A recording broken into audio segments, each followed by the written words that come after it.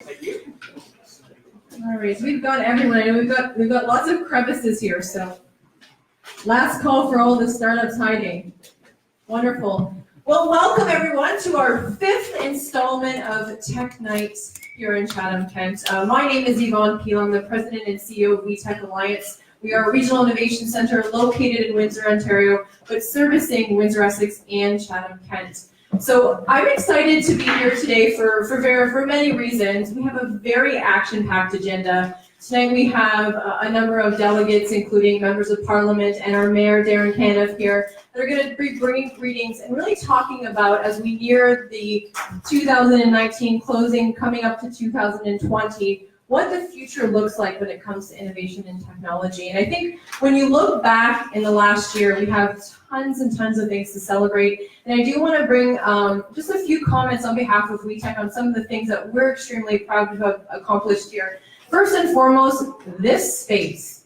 This space is a VC-funded space. This is not, it's not provincially funded or federally funded. It started with entrepreneurs, and I think that's a big accomplishment for this region. It's allowed us to really expand our reach here in Windsor, Essex. I also want to talk about our board representation. Tonight I'm joined by 2 board members, Kit Moore and Bill Johnson. We now have 5 board members, if not mistaken, from Chatham-Kent, which is amazing for us to have the voice of Chatham-Kent at the table as we talk about the strategy of WEtech Alliance. I also want to recognize activities like our first Women in Coding event that happened here just a few weeks ago, a sold-out initiative. I know Sarah Pegg, if she's here, she also participated in that session.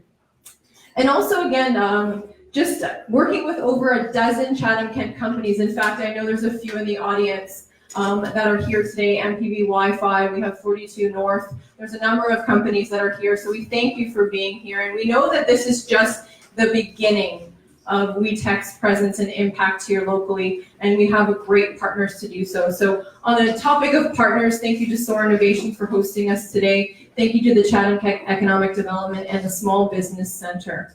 I do want to recognize the fact that another reason why I'm so excited about tonight's event is it truly is about partnerships.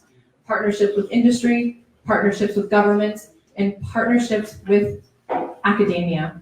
And to be honest, when you look at this agenda, it's announcements, it's remarks, it's inclusion of all 3 of those parties. And it's all 3 of those parties that are really going to transform the future of this region, of really the national and global industry. And it's truly about partnerships, and that's what I think I'm most excited about tonight, is you're going to see this intersection of academic announcements we're going to hear tonight. We're going to hear about the vision from the municipality, the vision from the province, and really the vision too of where the industry wants Chatham-Kent to go.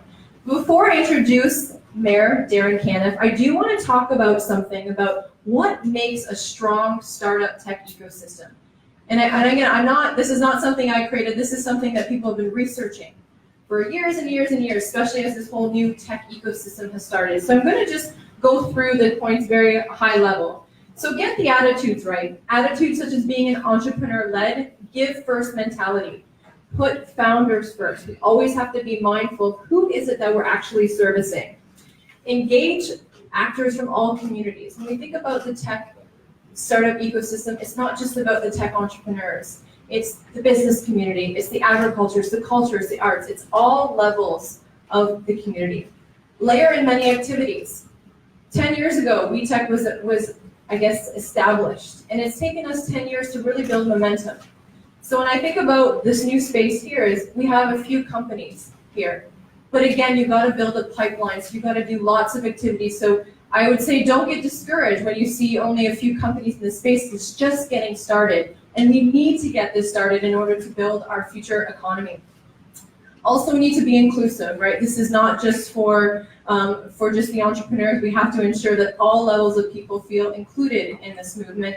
And lastly, the road to startup community development is not measured in months, it's measured in years, and that's something we really have to look at. That this isn't a quick fix. This isn't we're going to solve the economy. This is something we need to invest in, and we know it's a long-term play, and it's pivotal that we invest in spaces like this, in companies that we're going to see today, and the talent is a critical piece to that. And last but not least, there's no shortcuts. There's no easy way to get this done. We got to work together. We got to all roll up our sleeves. And I hope that we today can leave this knowing that we all play a role in building the technology and startup community. And that is it for my opening remarks. I now have the pleasure to introduce Mayor Darrin Canniff, he's our keynote speaker today. He's going to be bringing greetings from Chatham in terms of what Chatham-Kent looks like in terms of innovation technology beyond 2020. So, Mayor Canniff.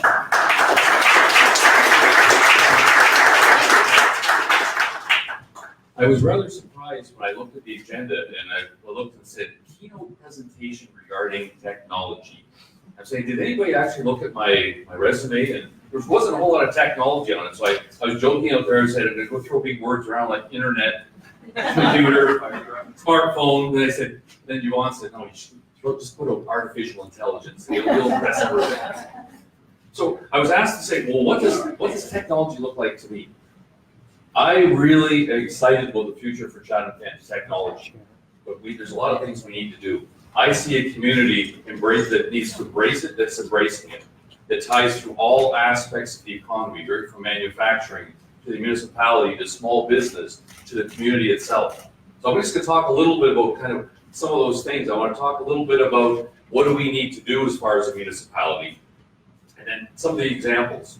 And actually, I'm going to talk about something that I'm going to be introducing very shortly. This kind of ties in with the smart cities, and we're going to talk about that as well. But you want to talk about that already, collaboration.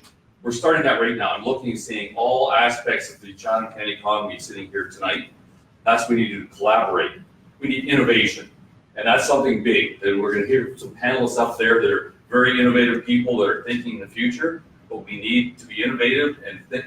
I don't mind going out and stealing ideas from other communities. There's a lot of communities out there doing it right now. Back Stratford, I want to get out to them, and I know they're doing a lot of good stuff. And I've got a meeting with the mayor out there to say, hey, what are you doing here? So it's those type of things. Resources. That's one big role the municipality is going to play, is providing resources. We're going to go out, we're going to work hard with the federal governments, the provincial governments, municipal, private funding to get these things going. It is a long-term play for this. So one of the big things is we need willingness to accept. There's a lot of people out there that smartphone, why do you want to go there? So that's going to be a tough nut to crack when they don't even want to look at a cell phone. And then we start talking about all the wonderful technologies, because we need to be vibrant as a community. So the big piece for municipalities is marketing it, just pushing it out there and saying, well, how are we doing this? So the few things I just want to talk about briefly. SWIFT funding, we're all familiar with that. The federal government, provincial governments coming together and putting money into making sure that we have fiber across Chatham-Kent. $6.5 million to ensure that rural Chatham-Kent gets the fiber. So we're working across the board in that aspect, working hard. The example that whenever we open up a trench for PUC or something, we're laying conduit. Is that 90% of the cost of laying fiber is that? So we've recently done a number of kilometers of that, but that's what the little things we're trying to do there. Smart city initiatives. Maureen Geddes is on the panel. She's going to talk about that. But I've asked. I know that we went through a whole process to apply for a grant. We didn't get it, but we didn't want to lose all the lessons we've learned through that. So Maureen's going to be working with her to ensure that we get those ideas. So that it's not just tossed on the shelf and forgotten about. We want to make sure, take all that work and start going a little bit at a time, because in the long term, we need to be a smart city here. The Munitech, we as municipality have to adopt it. We have to accept it, and people have to get excited about the whole concept within the municipality, because if we're not embracing it, how is everybody else going to? So the manufacturing, I've toured tons of manufacturers, and it boils down to a lot of times says, if we want to compete, we need technology. When they looked at those robots out there, they said, we wouldn't be able to compete. And it costs jobs, but it saves jobs. It gives you better jobs. Rather than just having an assembly line that people are just grabbing one thing or the other, if robots are doing the higher end jobs, is programming them, doing all the other stuff. We have a shortage of labor now, so we need to embrace technology to bring it to Chatham-Kent. If we don't, I don't know where our economy is going to go. So a few examples I want to talk about specifically is when we start looking at buses, we're looking at, well, Chatham-Kent, it's a really tough place for transportation. So how are we gonna get to 21st century? How are we gonna start adapting buses? So we're looking at various things, on-demand busing. It's a concept that's in other communities. We need to bring that here because it is not economic for transportation here in Chatham-Kent, particularly once you get outside of Chatham and going to various communities. But we need to have that transportation network to bring people to and from and keep the community vibrant. The traffic. Another thing we're gonna start looking at is, I was in Australia recently, and everywhere you went, there was cameras. And when the speed limit was 100 kilometers an hour, guess how fast everybody's going? 100 kilometers, because they were everywhere. And in Australia, right across the board, and they told me, they said, you know, you'll get if you're going 104, you'll get a ticket.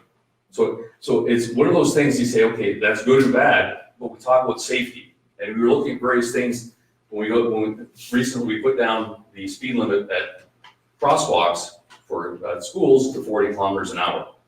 We're looking at, okay, we need technologies. We can't post police officers at every spot, but we don't want to risk the safety of our kids. So it's those technologies as well. One of the things that I'll be actually putting up to council on Monday is I'll be putting out a proposal that we start putting video cameras downtown. 21st century, that the recognition, as far as facial recognition goes, we're gonna go top technology and start with that here. There's gonna be a pilot downtown here. That's what I'm proposing. We're gonna need some money, but we need that, and the benefits are huge. We can start saying, well, we start monitoring it, and you don't have to have police officers all over the place, and it'll all be tied to the police station. But that's another example of 21st century that I want to see the municipality adopting. So in the end, I love what we're doing here. I love coming together. I love seeing all of you. I can hear about all the ideas. I've heard so many wonderful ideas. It's not a matter of executing on those ideas. So I'm looking forward to hearing everybody talk about them, and let's get it done. Thank you. And I must say, the Chatham-Kent Municipality and Economic Development have been here since day one, fifth installment. And I do want to make a note about Stratford. So if anyone doesn't know, Stratford is a demonstration site for autonomous vehicles and connected vehicles. And in fact, how that started was simply by introducing smart meters. So it started with the city putting together a proposal with the utilities company to do smart meters. And then when they realized all the optics that go into the ground in terms of, all of the fiber optics, they realized that fiber optics can also deal with a lot more. And when they started talking to their local institution, they realized that, hey, connected cars need a lot of data to transfer. And that sparked the conversation with the Waterloo Research Center, which then they developed. They're now kind of an Ontario-wide leader when it comes to the demonstration zone. So it just came, again, with the right leadership, with the right connections, and again, that mentality of partnership. So I now have the pleasure, and I'm just gonna make sure I get everything right. I did do I have a little bit of a bio here, so forgive me here, so. Okay, wonderful, okay. So I'm excited tonight and that our newly elected Member of Parliament, David Epp, is joining us here. He is a new Member of Parliament for Chatham-Kent, Leamington. And David Epp is a third-generation farmer. This is Googled, so thank you, Google. I hope I'm saying this right. And I'm afraid now, like, my face is being recognized here, and I'm not being everyone. Yeah, exactly. No. So David Epp is a third-generation farmer of processing vegetables and cash crops, born and raised in Leamington. He has been active in sports, agriculture, and community organizations his entire life. He is also a former single-engine pilot who enjoys fastball, hockey, golf, and a good choir. With his wife of 34 years, Charlene, he has 4 daughters. So it's now my pleasure to invite newly elected Member of Parliament, David Epp. Thank you.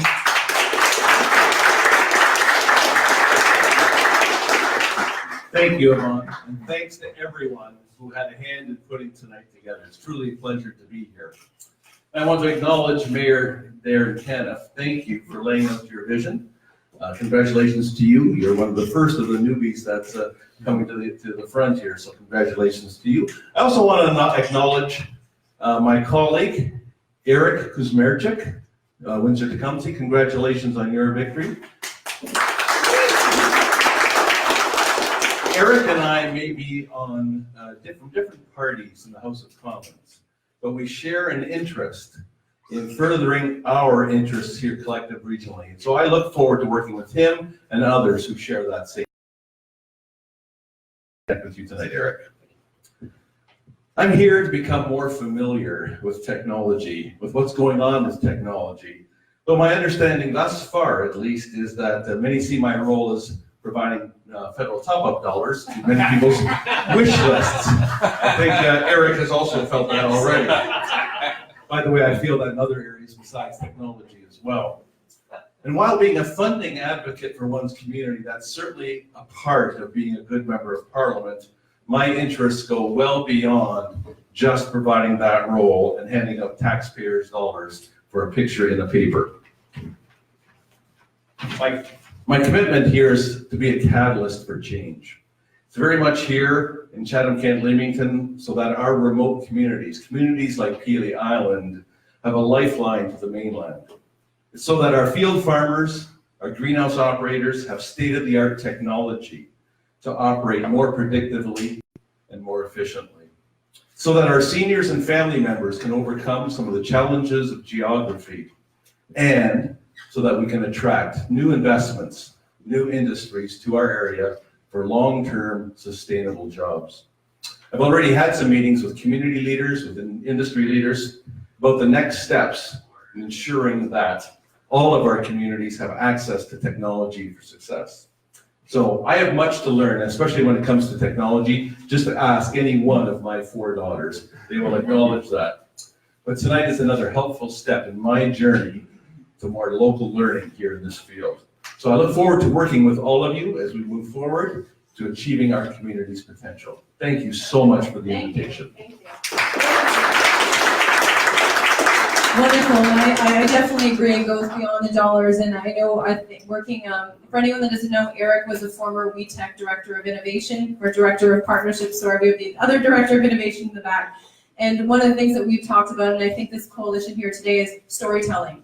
We need to tell our story loud, proud, every day, all day, and I think having advocates in Ottawa will help us tell the stories of what's happening with our local entrepreneurs, what's happening with our local talent. So we look forward to sharing many, many stories. In fact, your inboxes will be inundated with all the stories that we're going to be sharing. So now we're going to get into some exciting announcements. So as I mentioned, we have some opening remarks, and we have a couple of great announcements that are going to enhance the technology ecosystem here in Chatham-Kent. And I'd like now to invite Rosemary Montgomery, the Economic Development Officer at Chatham-Kent Economic Development, to talk about a new and exciting announcement called Digital Main Street.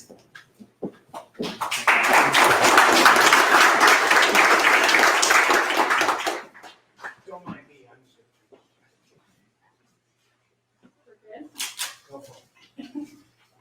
So Chatham-Kent is launching a digital Main Street service squad, and it's thanks to an $85,000 grant made available from the Government of Ontario through Digital Main Street to fund the digital service squad that's going to be joining our team.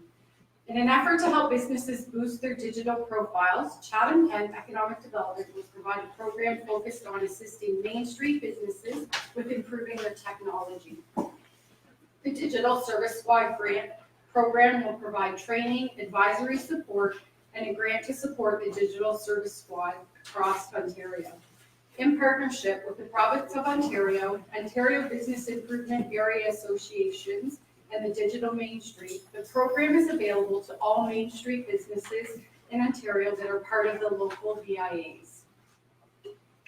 Digital Service Squads are digital technology specialists in an area or region of Ontario delivering one-on-one assistance to small Main Street businesses. The squad will provide assessments, consulting, and advice to Main Street businesses on how they can adopt digital technology to help them promote, sell, and manage their businesses more effectively. In today's digital economy, a strong digital footprint is essential for small businesses. Our Digital Service Squad team is helping businesses adopt new technologies, including e-commerce, social media, and important back office systems such as payroll and inventory. We know that there is a need in our community and that they will be part of our strategy to help us address the opportunities that are needed in our community. We have the 3 digital squad members here tonight. Irene Cesar, I don't know where They are, if they could just stand up and kind of let everyone know that we're there. Wave, wave. Kevin Zadovic and Zainab Oda. So that's our.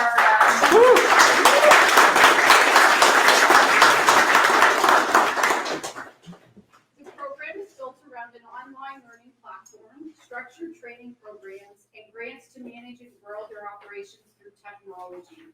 Email marketing is one of the most effective mediums when it comes to internet marketing, with return on investment calculations 40 times higher than any other medium. You can see the potential in email for business. Sending out emails every month, particularly those that are both promotional and informational, is nothing new. However, automating these emails based on a customer's personal preference is new. Businesses can now send out emails based on content users have engaged in. If you know your users have engaged in an important piece of content on your website that helps to convert them into a customer, you can automate dynamic content emails sent to subscribers based on URLs of the pages they have visited. If you're going to increase your sales through email automation, you may need to overhaul your email funnels to work more as a lead tool rather than a direct selling tool. Instead of sending emails about products or service offerings, sending emails to encourage learning or behaviors closely associated to creating a conversion action. New statistics show that 52% of all website traffic comes from a mobile device. If your website cannot load quickly, users will bounce and you may lose the customer. Since load speed is important to have for mobile phones, using accelerated mobile pages has become a popular option for businesses. With accelerated mobile pages, your website pages load incredibly fast. On averages, pages load quicker than half a second, meaning you'll be able to get more eyes on your website. With progressive web apps, you get faster loading times for mobile website visitors. Better user experience through simplistic websites with a large amount of features. Instead of searching through websites for specific details about items or services, chatbots make the same information easy to access through a series of simple questions or conversational inputs. In addition, chatbots reply instantly and run 24 hours a day. As a business makes the change to become more approachable, chatbots let them do so by conversing with customers by text chat or through verbal interactions. Chatbots offer a power to provide personalized resources to customers. By 2020, it's reported that 80% of businesses will be using chatbots. Video marketing is also another really important piece that the squad will be helping with. As we use our phones to consume more and more media, the ways in which we consume media content changes too. Google operates its search engine as a referral business. If Google finds that one type of content format or video works well to engage and satisfy user search intent, it will make that type of content more readily available. Therefore, Google will change how its search algorithm works to prioritize video content above other types of content. Video importance is evidence-based. YouTube is one of the top 2 most visited websites on the internet other than Facebook. Google bought YouTube in 2006 because Google understands video content works.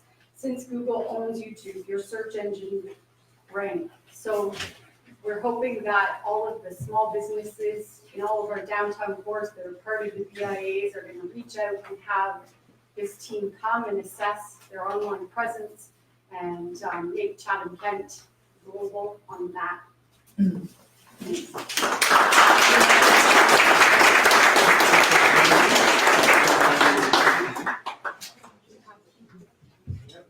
We now have a short little video from Kay Matthews, who's the Executive Director, and I don't know this acronym, OBIAA.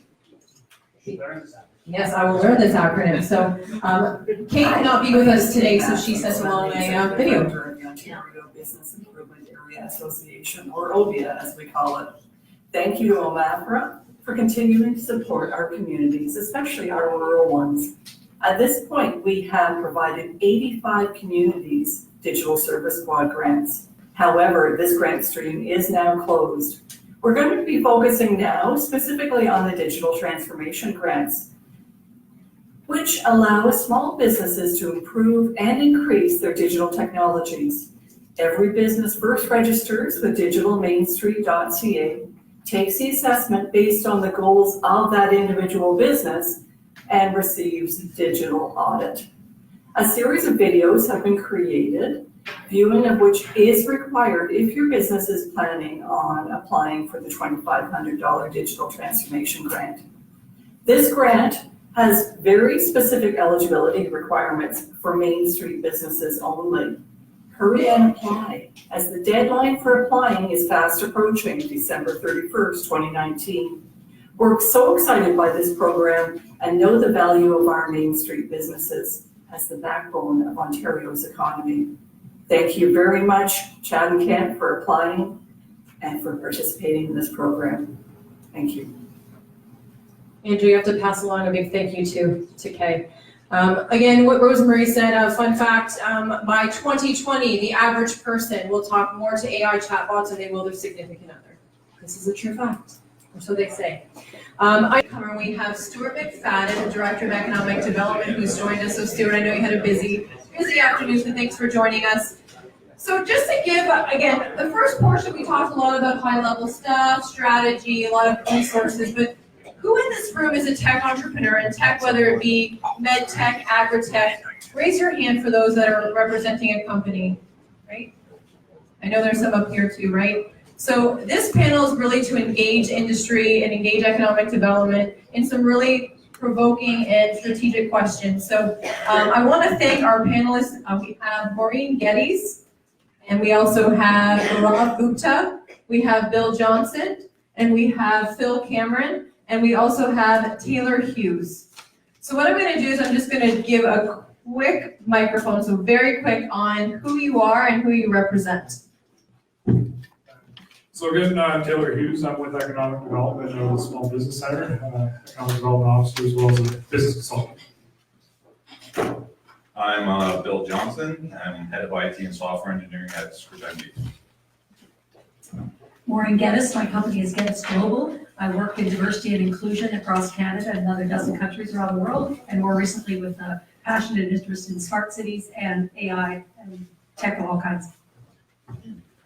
I'm Phil Cameron. I'm a part owner of MPD Wi-Fi, a rural internet provider of Chatham-Kent, helping to connect most of rural Chatham-Kent. Hi everyone, I'm Gaurav Gupta. I'm Director of Finance for Solar Innovation and EPICentre. It's an investment company based out of Toronto and has investment in this region. And I am passionate about technology and integral leadership. So as you can see, we have a broad range of representation. So thank you again for participating. So this is some rules of engagement. We've got about 20-25 minutes to go through 4 questions and then kind of a surprise 5th question. It's not really surprising you got it. But really, this panel is about helping Chatham-Kent plan for 2035. So the first question, and I'm going to thank Eric. Where's Eric? He actually wrote these questions and a panel in Windsor. So I got to duplicate this. So if there's a tough question, it's all Eric's fault. So first question, what are we doing really well in the ecosystem right now? What is a strength and what should we be doubling down on? And feel free, not everyone has to answer this question, so I'm going to pass it along and feel free to pass. So what is our strength and what should we be doubling down on when it comes to the tech innovation ecosystem?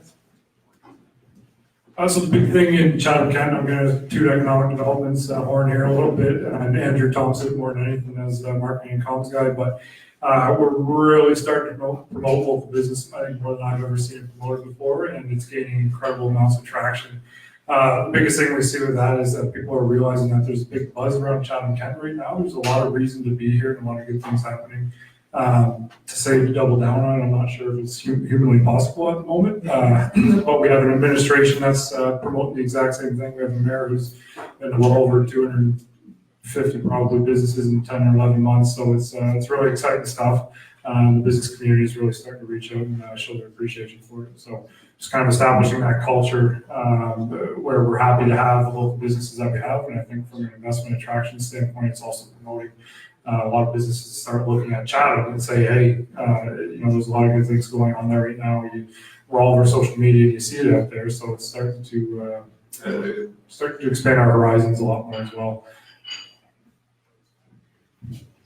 Great, yeah, I think, one thing we're starting to do really well is this, you know, getting together, local experts, community leaders, and discussing common challenges and coming up with solutions to those challenges.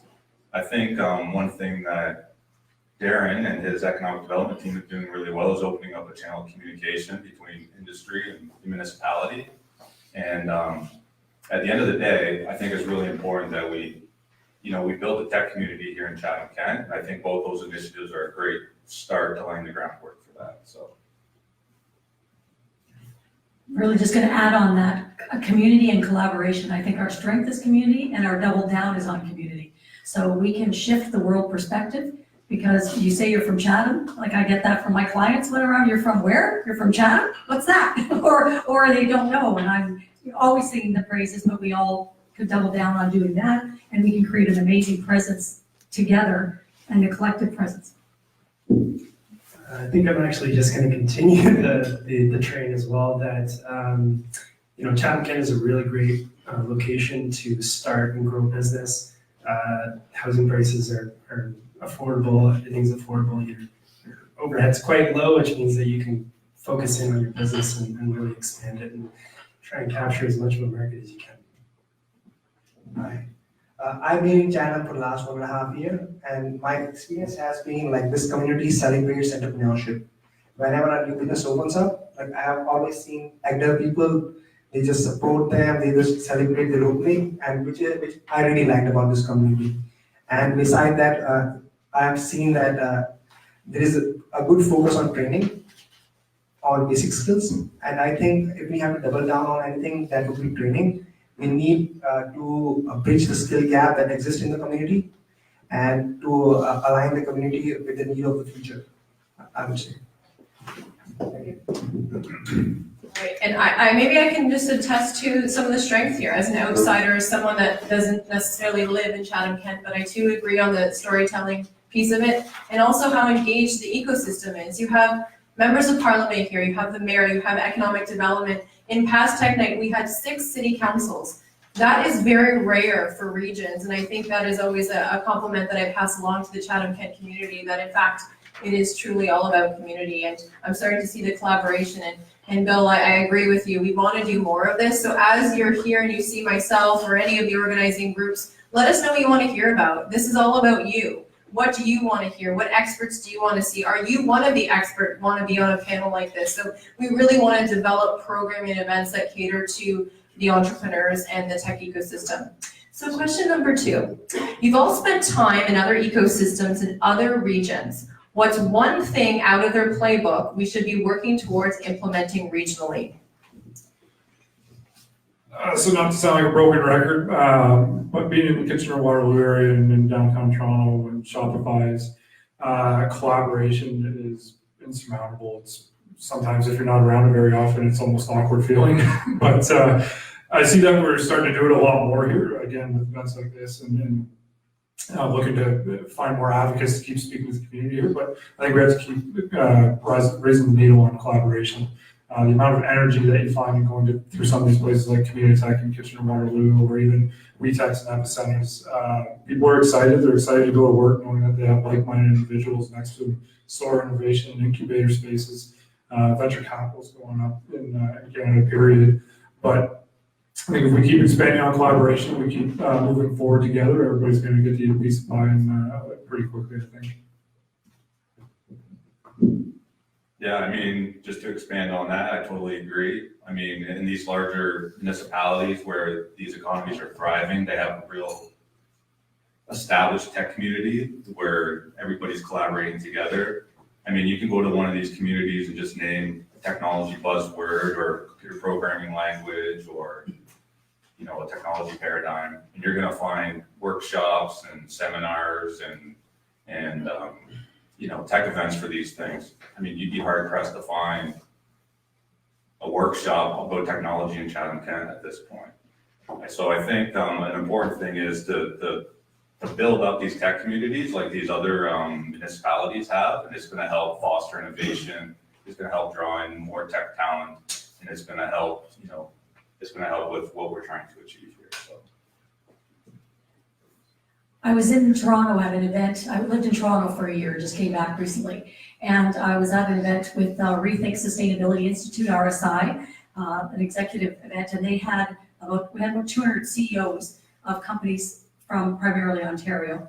And we were talking about AI and the implementation and what we could be doing. And it was interesting to note that one of the couple things they did really well, one was that we not only had this kind of discussion and panelists and whatever, but we actually sat and worked in action teams to talk about what was one thing we were going to take and implement, what are the key challenges, like actually turning it into research on the spot and helping to leverage that. The other piece they had structured into it was something they call intergen, so how important intergenerational learning and learning transfer is, and I think especially for Chatham-Kent with an older population, to structure the youth involvement. I mentioned it to a number of young people. They found it, young people, I'm a young people. I'm gonna live past 100, that's coming up later. The young people though, the students are both our high school, even our grade school, but definitely both of our post-secondary institutions, and to also do partnerships with the University of Waterloo or others and bring those courses here. So we can do that with technology, just make them virtual, tag into these, getting that kind of thing set up so that we're doing more and more of the tech conversations and we're engaging together, I think is huge. And it's exciting to see that technology makes it possible to be right here at home, because I was born and raised here, and be around my family and still be connected to the tech universe. One area that I think we could double down on, and I think we're also Chatham-Kent's making a great step forward, is marketing and putting together the events that are going on in the neighborhood, the different great activities like the Dresden Night Market and all those other markets that are out there, and just allow everybody to know what's going on. An event is only as good if you can get lots of people to go to them, and if we can keep pushing out more events, getting more people educated, and getting more people out there, makes Chatham-Kent a great place to live, which is attracts more talent, which is great. I see it more from a BC lens, and our observation has been that 90% of the business incubator fails. And the two key reasons are that one is the long-term vision.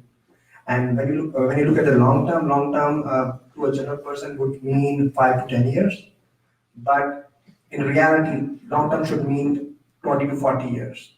Because if you look at a horizon of 5, 10 years, some of the capex may appear unreasonable or prohibitive. But the moment you spread out time scale to 40 years, things would start making sense. And when you reach out to that 40 year, when you are committed to that tenure, I guess you would make good returns long term. And the second thing would be innovation of the business model. Innovation, people think that innovation is about investing into new technology. I think if you see, we have not evolved many new technologies over the last 100 years. What we have done always is that we have re-engineered the business model to a more efficient thing. And I'm saying that is because we live by these two principles in our VC firm, and we have been quite successful. So long-term vision plus innovation of the business model are the two key takeaways from my side. All right, next question. What is one trend that local companies, organizations, decision makers, like the ones in the room today, what should they pay attention to in order to future-proof themselves and our region? And this can be an opportunity or even just a rock under the waterline. So I think we're seeing it quite a bit here in Chatham-Kent with Lake Erie next to us. But environmental sustainability, I think, is something that we can't shut our eyes to. It's millennial generation before me are really putting it as a really significant footprint that we can't ignore anymore. So I think that's, however you want to call it a trend, I think it's inevitable and it's something that's crucial. But we definitely have to maintain focus on that and future-proof our communities, whether it's looking into what do we do with waste from businesses, how can we reuse this waste, not necessarily just from a recycling standpoint, but we had our manager from economic development coming over from Enbridge or the gas, whatever we want to call it right now, Enbridge. But he showed us a bar of soap that they made from CO2 emissions that were being shot out of whatever process it was coming from. But environmental sustainability, I think, is something that we're going to stay focused on, and it's not going to go away. So it's stuff that I think we need to use to future-proof ourselves. Yeah, I think the obvious answer here is probably artificial intelligence and AI. If it's not you, it's going to be your competitors who revolutionize your industry using AI, and it's going to leave you in a difficult situation. So, I mean, that's the obvious answer. Also, I think cloud adoption can't really be ignored. I mean, just at Scrivendi, we recently did a migration to Google Cloud, and that helped us reduce our production workloads by over 50% of the original cost. So those costs can be used elsewhere, and not to mention the opportunity cost that goes along with having to maintain all this hardware and everything else. So yeah. I want to point out two. One is AI, machine learning, big data, the whole mix. There's a really interesting course on Coursera. How many are familiar with massive open online courses? Show of hands. They're free. They're the top institutions around the world. You can get any course. There's one that's been developed by Andrew Ng, who was the head of AI for Google for a number of years, as well as other. And it's a brilliant course, 4 quick weeks, to really introduce strategically at the leadership level, how do you start this process? How do you engage this process? How do you move along? And you can, a lot of things is to look at the low-hanging fruit, I guess is a similar language, but to look at what are some of the things that you could automate and not necessarily go for the biggest return on investment financially first, but what is going to succeed? What do you know can work? What's an easy win to start engaging your people? I'm the HR people person here, and we really want to make sure that as we engage with technology in our community, especially with an older community, that we're engaging people and teaching and developing new skills. And with that, the second one I want to mention was health. And I'm going to talk later about blue zones, but everything about health promotion. We could be really expert in sickness care because we're not as healthy as the rest of the province, or we're some of the least healthy people in a very healthy country. And I think that reality should get stated. And going forward, I think that's a huge issue for us to really focus on our health and well-being, including the environment, and really creating some new partnerships. So I'll give one quick example on the green because I'm passionate about the environment as well. The mayor was wonderful to host a group of us coming in to talk about greening the roofs in downtown Chatham, for example, so that we can mitigate the storm runoff and quick high water events, that we can reduce the urban heat island effect because it's mostly concrete down here, and turn them all into either green roofs or solar roofs, or what's called white roofs, which are now legislated in a few cities in the United States, that any new construction has to be reflective. You don't want a dark roof up there because it absorbs more heat, you want it to reflect. But doing things like the University of Guelph has already offered to give us 20% of a tech person's time and 10 hours per student per semester to do the maintenance and to help with the development and the implementation. So with a host of partnerships, we can make things happen that no individual business would dream of doing. Like, who down here as a business owner has time to worry about putting green on their roof? That's not their line of business. But if as collectively, as a community, we can own our collective space and our community and our commitment to think bigger and to think long-term and to think about our health and make it a win-win-win for all of us. So coming from the ag industry, one thing, or I also work inside the ag industry as well, but digitization of your industry is coming fast and coming strong. I saw it very quickly with my tenure inside of the ag industry, and it's omnipresent across like every single industry. And again, cloud adoption is a great place to start and start moving yourself to a expandable technology sector is the best way to move forward. If it's not you, it's your competitors, and it's just the way to stay competitive inside your industry. AI is being used as a buzzword plus a threat, and I have a good news for you guys. Like, I have been doing a lot of research in this area, and I have found that the general AI, it is not smarter than your dog or a cat at home. It will not take your jobs in the course of next 10-20 years. But with the coming up of quantum computing, things may accelerate, but I'm expecting that there would be a tipping point maybe after 2040 or 2050. And I guess this is a threat, plus it is also an opportunity for us to focus on areas where machines cannot beat human, and we have ample time. We cannot complain after 20 years that we did not have that time. So we should focus more on the areas where AI would appear as a threat to us, and work in evolving our skill. And the second area is that quantum computing would put some risk against our digital assets. So we have to start evoking discussions around quantum computing as well, so as to protect our digital assets.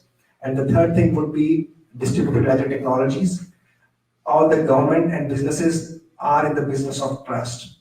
And I think it's high time that before people start demanding for that an additional layer of trust, which distributed ledger technologies can provide. Like blockchain is one of the technologies, but there are nowadays much more defined technologies which are coming up, and that can be used for building your smart contracts and maintaining your property records, which in a much more transparent and robust way. So these are my views. Thank you. That's a great transition to our next question, which we're going to now move to the future of work. So you mentioned about, I constantly hear robots are going to take our jobs, and there's this misconception about, the future of automation. So as we look to the future of work, we know that it offers lots of opportunities, but it offers a lot of challenges.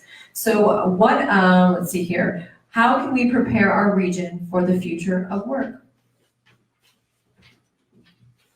Well, I think it's just understanding that what's coming is coming. As Bill had mentioned, the AI end of things, machine learning is here, automation is inevitable. What is also inevitable is the fact that things are going to break and we're going to have to fix things. So whether it's looking at trying to highlight robotics tech engineers, and if it's not so much the CNC machine is not going to be operating itself, well, somebody's going to have to make sure that it's always operating itself. I think the biggest thing is basically mobile technology. 5G is on the horizon at some point or time, who knows, but I think there's just we have to understand that the culture is going to change, the way people want to work in the office place is going to change, and the remote work opportunities are changing, so how are we going to make sure that people are efficient while working at home?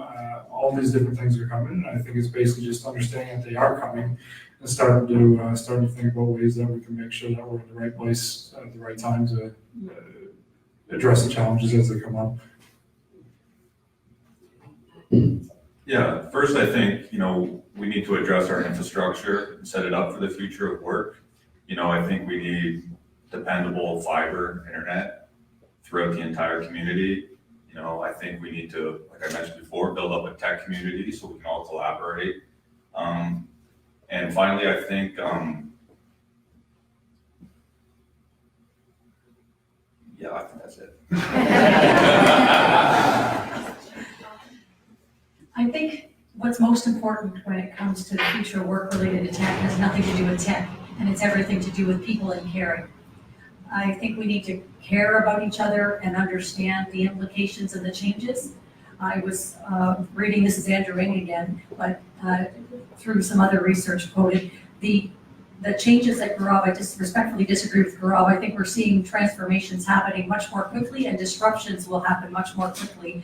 And I think we can adapt to them together and collaborate. We've been sideswiped before. The change in automotive really hit us hard. I like the analogy of going back to horse and buggy. We could be the best buggy manufacturer in the world, but they went to cars. And we could be the best automotive fossil fuel car manufacturers, and we could be the best at what I'll call traditional agriculture, which is cash cropping with chemical companies and with mass production. And that's all great, but that is not where we're going. And so for us to be one step ahead and to recognize the implications for people, when these changes come in, they don't wipe out whole jobs, but they take the first 5 or 10% of a job.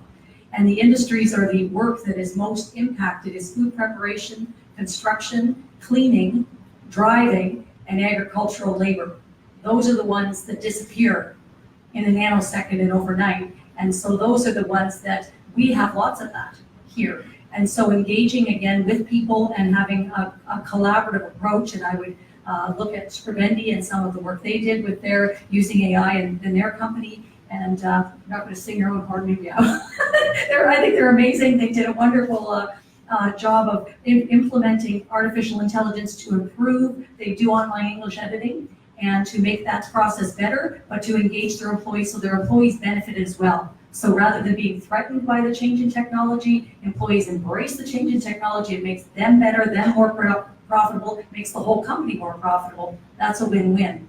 And I happen to hear Terrence talk about that at a seminar in Toronto. That's why I have to know what Randy's up to. But that's the kind of thing, right? When we have these kind of collaborations that these gentlemen have talked about, that's just brilliant that we can share more and learn from each other. Future work, like you mentioned earlier, is going to be going pretty digital in the next little bit. And that means infrastructure and being able to transfer that data efficiently and fast is going to be key. Obviously, it's paramount for a strong digital. The future of work is a reflection of past of work. In Canada, an average person changes their career 3 times in their lifetime.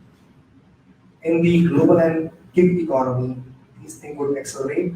A person would be expected to do work more part-time on a part-time basis. So it would be imperative for most of the people to practice 2 or 3 vocations parallelly instead of focusing on one vocation at a time. So to mitigate that kind of thing, I believe like we would have to create more awareness within the community so that people should have a learning mindset. They should know that that they have to learn different skill at a very short span of time, maybe 5 year, 10 year. And as per McKinsey's study, I believe we need to focus more on the areas of soft skills, how to negotiate, how to be leader, and those kind of areas. If you want to continue to have our jobs, so I think these are the areas where we should focus on. And as we look to the future of work, we know future of work is a big part of the gig economy. It's exactly spaces like this that are going to cater to the future of work. And how many of you have side hustles? A lot of us do, right? This is a great space to start that side hustle. That's exactly what spaces like this are for. So in the interest of time, we're going to skip to the last question. And this question comes a few months ago. I had the chance to go to Elevate. It's one of Canada's largest tech festival. And the theme based on our anniversary of landing on the moon was, what is your moonshot idea? So I've asked all of the panelists to talk about what is there beyond 2020 moonshot for Chatham-Kent. So this can be anything, pilot, whatever it is. It can be mythical. It doesn't have to be, it's just your dream. So what's your moonshot? So a little collective colleague conversation, starting with Matt Ray of Interpretive Dance. We've been talking about a Hyperloop as our moonshot and how awesome it would be to start investing in some pretty high-speed travel. High-speed rail seems like it's a little bit further away than we hoped at one point, but if it's a little less than a moonshot, it would be high-speed rail for me. It's funny, he actually stole my answer. We have an obvious public transit issue here in Chatham-Kent and this lower region of Ontario. And I think a high-speed rail or some sort of high-speed transportation would be a great asset, so. I just finished reading a book called Loonshots, which takes the idea of a moonshot just one step further, but really how you describe it, that is just, people think you're crazy for even suggesting it. And my loonshot is to make Chatham-Kent one of the world's blue zones. Anybody heard of a blue zone? Okay, some of you have followed that research. So those are the 5 places in the world where people regularly lived to 100 or more, but healthily. They have very low rates of disease. People are a natural weight. They're very engaged in community. So when you look at what they eat and how they move, you think that's what we need to do to stay healthy. But the reality is, the research shows us that the most important thing is connection. So I come home after a year in Toronto, I go everywhere, Rob can testify to this, but everybody brings in, I know somebody. It's wonderful where you go. In fact, who was it, Rob? Somebody came in and said I was the norm, like on Cheers. And I said, I don't know if that's a compliment for anybody who watched Cheers, that maybe I hope I don't look like Norm, but anyway. But the idea is that you're connected, you feel cared about, you know people. We build a kind of place where people are working together and we love our community. And we do things, all these things that we use technology in service of a higher purpose. I like to see as a moonshot idea to have 10 gigabit connection across every connection across the whole network. Obviously, I work inside the networking space, so that's my dream. And obviously, there's been huge steps forward, so this moonshot is probably in sight, but it's still a long ways to go. My moonshot would be, we want to see Chatham-Kent as the biggest food hub, because Canada is the second largest country in the world, and we are not among the top 5 exporters of agricultural produce. Netherlands, which is a very small country, it is on number 2, just because of one food hub they have, Menlo Park. We want to create, we want to see Chatham-Kent developing a food hub just like that, and put not only Chatham-Kent but Canada on the map of the world. And second thing that I would see as a moonshot for Chatham-Kent is, and it is also our mission to create one big company like Amazon or BlackBerry out of Chatham-Kent.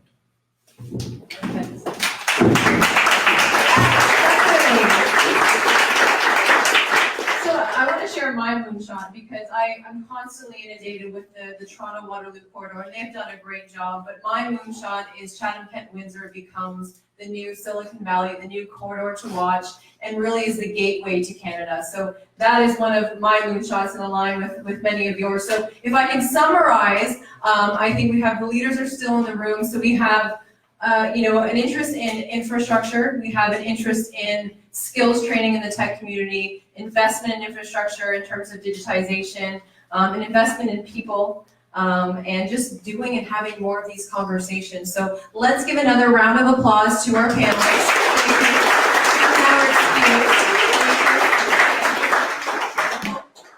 Andrew, I think you're up next. So if you'd like to, if you can stay up there if you'd like, you'll be in all the pictures. Not just sort of a switch. Come on. Give me a shot. So now I get to introduce Andrew Thompson, who is, everyone knows who Andrew is. He's one of the people who makes events like this happen. He recently won WEtech's Choice Award at our Tech Awards. Again, we can't thank, listen, when it comes to branding, this guy gets all the businesses up, and I know it takes a team is behind you, but I do want to recognize Andrew. And we're going to end the night with talking about some companies to watch, and they're in this room. So Andrew, I'm going to let you talk about those companies and then do our kind of closing remarks tonight. So thank you. Thanks, Yvonne. Before we do the companies, I just want to say, I just came back from a really interesting conference that was talking about, I got to talk with lots of communicators, not just from across Canada, but from across the States, across the world. There was someone there from Australia, there's people there from Barbados, and they were having these conversations we're having tonight. So it's not as though Chatham-Kent, we should ever feel we're behind. We're actually, there was a lot of people when I said, so we're having a tech event on Tuesday, and they went, what's that? We're not doing that in our community. We're not having these meetings. So in some ways, we're ahead of a lot of places out there, which is really exciting to hear. So thank you, Yvonne, and thank you for everyone else for being here. It's really inspiring. It's really inspiring when they can stand up there in front of colleagues and say, yeah, well, my community's kind of kicking butt. But anyway, one of the things, sorry, I'm gonna give a plug before I go on to the businesses I'm gonna bring up. Tomorrow we're having a business development trade show. It's over at the Bradley Center. Please come out. We've got some wonderful, I heard a lot of discussion about marketing and communications as being really important. And it's as though we have some marketing and communications people already sitting here in the room, Aaron and Chris from Post Media. So, I mean, there's some marketers right there. I'm gonna highlight one marketing and communication business in a second. But please, tomorrow, Bradley Center, we've got this. It's the first trade show in a very long time, if ever. Stu, is that fair to say? My 12 years. Your 12 years? Okay. So this is the first go. We have filled the Bradley Center with people who are there to provide resources to businesses that the businesses have said to us over the past year that you need. So we've brought them all into one room. They're there. That's small, if I hadn't mentioned. Now I get to brag about businesses, and this is the fun part of my job. People pay me to brag about businesses. I love this. All you have to do is put in 14 hours a day. You know it's true. The first one I want to brag about, by the way, he wasn't even on the list. I know, Yvonne, you said 5. I'm going to do 6. Whoa, I know. The first one is Wade. Where's Wader? Wader's out there somewhere. Did he run away? He was with the video camera, running around. He's probably running back to do the videos right now. So Wade has a company called Wader Lakes Media. I want to give a shout out to him because Yvonne and I were talking just the other day. In fact, it was Sunday or Monday or something. And during our conversation, she said, "Hey, can we shoot some video?" I said, "Sure." As we're talking, I send Wade a message off through Facebook because that's how things happen right now. And he replied immediately, which meant, hey, he got my business because he replied immediately and said, yes, I can do this, and was here tonight. So that's how fast when we talk about in economic development, trying to move at the speed of business, that's what it takes. You have to do that. You have to be ready. And he was on board. He's here tonight. I think he may have left because he's trying to do 24-hour turnaround for us, which is awesome. So shout out to Wade. Wader loves media. Check him out. The next one I got to give a shout out to, and I'm not going to explain the business because you can do a much better job than I can. Status Dress Rentals, month and a half in business. Stephanie, do you want to give a little description about what awesome stuff you do? Hi, my name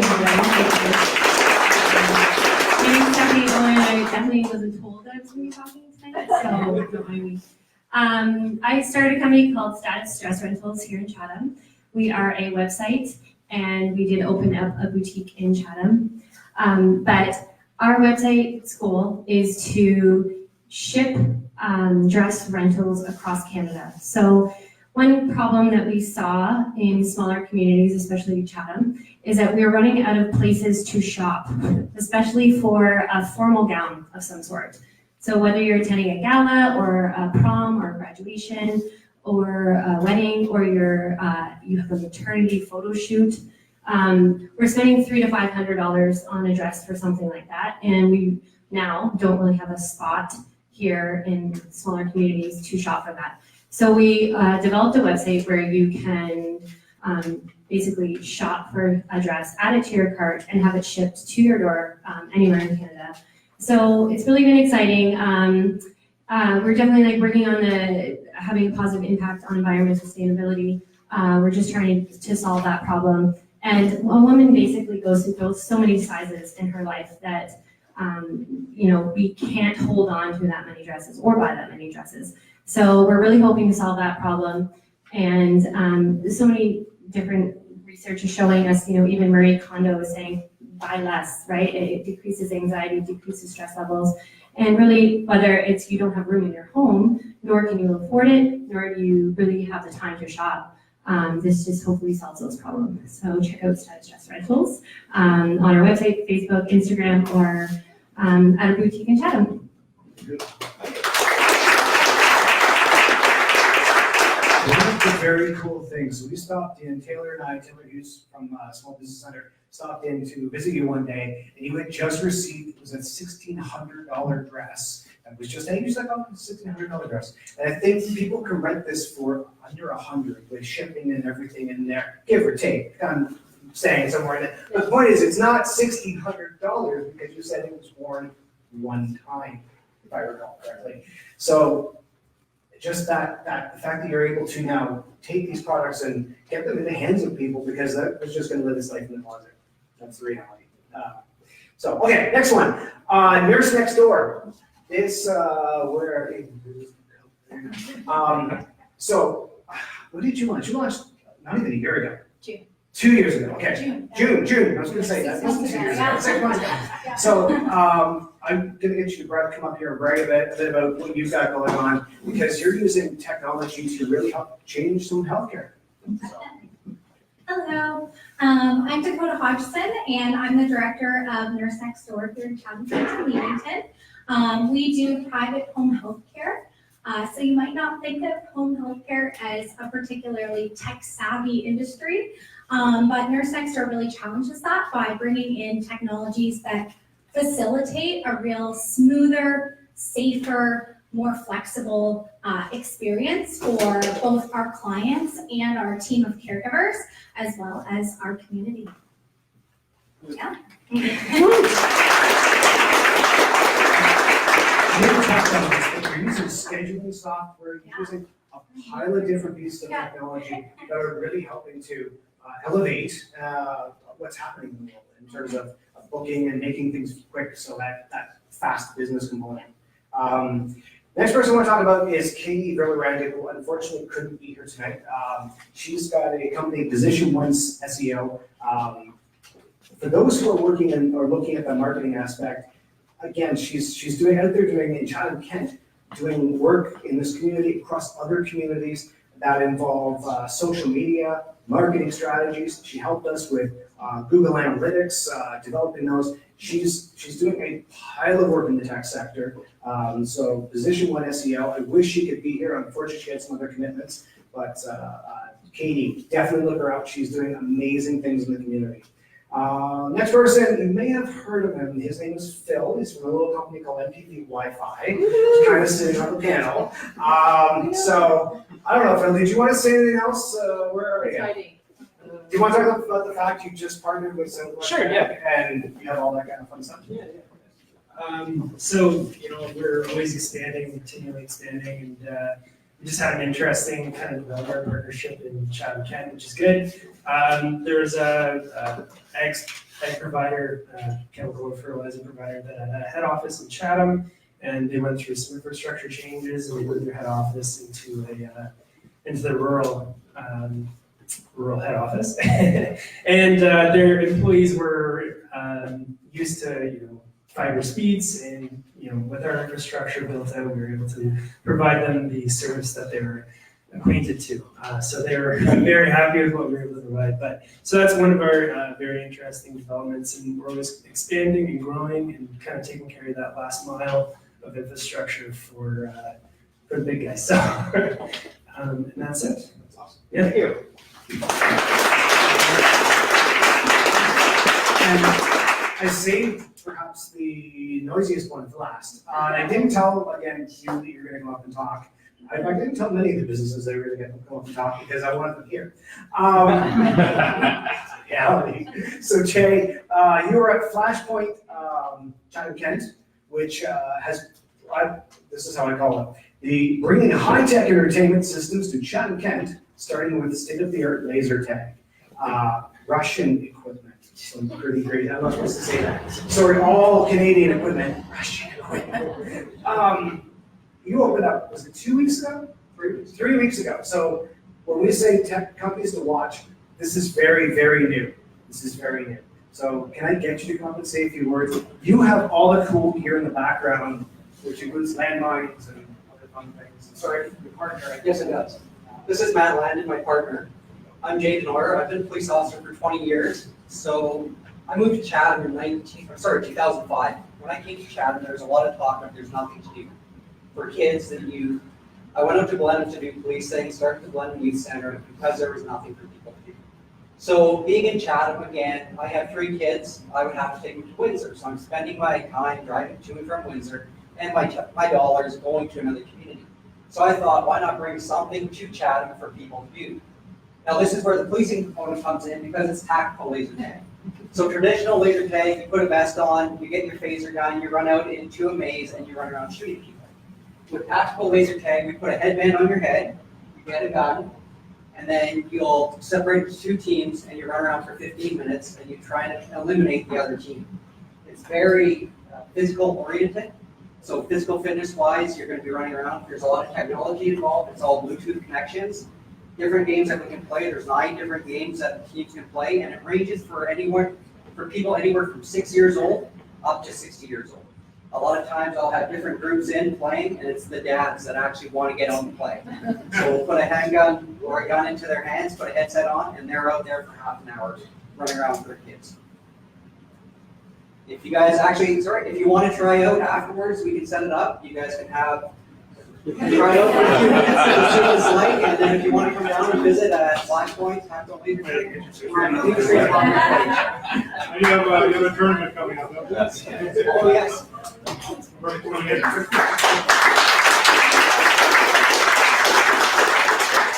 Taylor was so nice that he actually stood still and let me shoot him. That was very kind of you. I tactically shot you from across the room. That's it for my bringing about business, but I'm going to turn it back over to these two gentlemen to wrap up the evening. Darrin, do you want to go? I want to say one thing. I am super stoked about the future of this community. This is a key component we talk about. But I wanted to say thank you to Stuart and his entire group, because they're making this happen in our community. I've tasked them with getting out and making business happen, making it business friendly, getting out there. John Norton and his group, making business friendly for business. They're doing their job. They're getting out. So I want to give big applause for everybody that's making this happen. And if you need anything at all, you reach out to them. They're there to help you. So I wanted to thank them.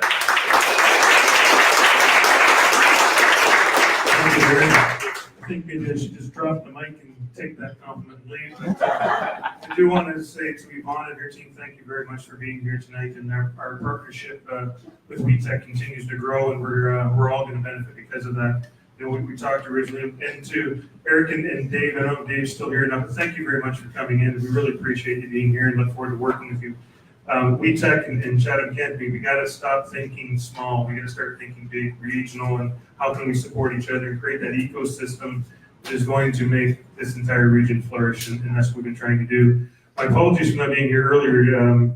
We had a meeting that's happened at the Civic Center tonight in room 212 and was packed. We couldn't get a seat in there. We were talking about growth. We were talking about Chatham-Kent where it was, Chatham-Kent where it is, and Chatham-Kent where it's going to be 25 years from now, through the lens of a person that we've retained to give us that scope. And that's a very important part, because in fact, next year we're going to start our official plan review, which is done every 5 years. We need to know where you're at before you can decide where you're going to go. I'll be honest with you, everybody's moonshot.